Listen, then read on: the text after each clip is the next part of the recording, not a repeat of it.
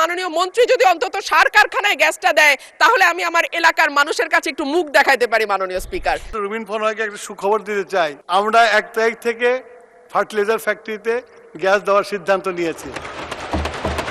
সদস্য, আজকে আমরা খুব টাইম কনস্ট্যান্টে আছি।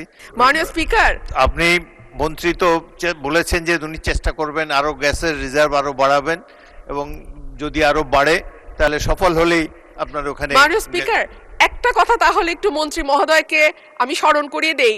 আমি একটি প্রশ্নের মাধ্যমে যখন গ্যাসের কথা তুলেছিলাম, আমাদের মাননীয় জ্বালানি মন্ত্রী আমাকে আশ্বস্ত করেছিলেন যে ঠিক আছে, আপাতত যদি হাউস হোল্ডে আমরা নাও দিতে পারি, আমাদের আশুগঞ্জের যে সার কারখানা আছে সেখানে গ্যাসের সংযোগের অভাবে কারখানাটি বন্ধ হয়ে গেছে।